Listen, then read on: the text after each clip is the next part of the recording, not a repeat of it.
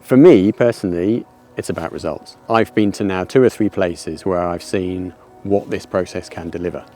Now, those processes are 30 years down the line, so they didn't start from the advantageous position that modern schemes to do with habitat creation and rewilding start from. So many populations are on the edge, and without new schemes like BNG, which gives great opportunity to bring landowners together, not just in small areas, but across huge tracts of land, across huge river systems, that gives us a real opportunity to start to make a huge difference and to start to meet some of the targets that we've set ourselves as a society that we've kept missing over the last 20-30 years, and it gives us a real opportunity over the next 20 years to start to restore some of that we've lost.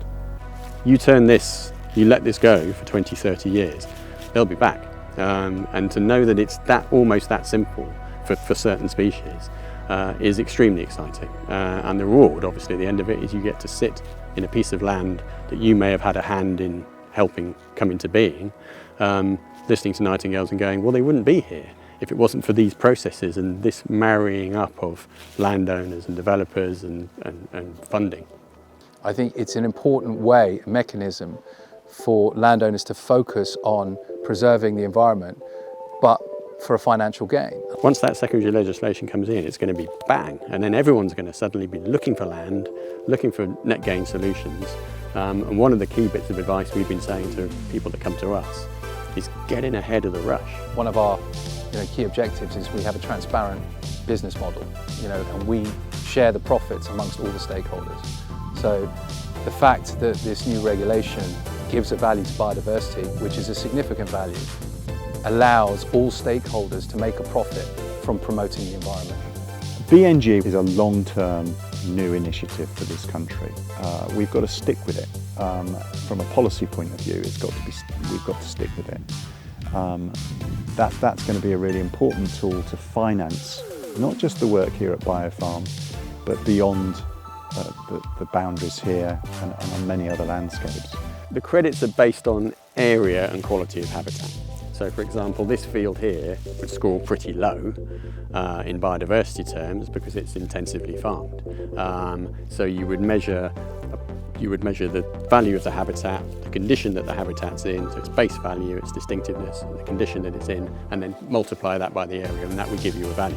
There is a cost to nature conservation and nature restoration, and it's really important that we invest significantly in that for future generations. And then you would look at what this could be in 30 years, and you would multiply it by the area again, and that would give you a bigger value. And then the difference between that value and the baseline value at the moment is what you can monetize. It's an initiative, it's a scheme that runs very successfully in many other countries, and there's no reason why we can't emulate that here and make a real success of it. Because it's going to be bonkers.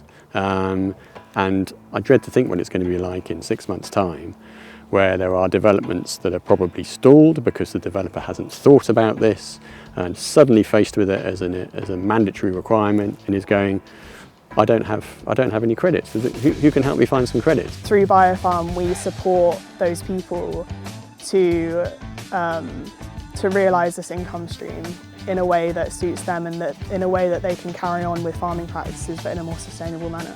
So what we don't want are blockers put in the way. We want to see everybody embracing it. And I think having the expertise in-house, being able to run projects from start to finish, means that you speak to people at all levels of the organisation, from high to low, and it makes a huge difference. And I think we're able to deliver excellent results because of that. That's what we need for nature restoration in this country. Something that's going to survive the political cycle and go way beyond the sort of 5, 10, 15 years.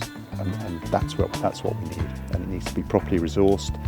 And Biodiversity Net Gain credits is one big element of that potential funding that we need. I think we'd like to just be at the forefront of the delivery of Biodiversity Net Gain and making sure that it does the best thing it can. In 5 years' time, I'd like to see significant areas of land moved from where they are now in terms of intensive farming to something that is much more sympathetic to nature, to species recovery, to habitat recovery. I'd like to see more land that's sequestering carbon, I'd like to see water quality improving. I'd like to see air quality improving. And in 10 years' time, I'd like to see many of those species recovering as well.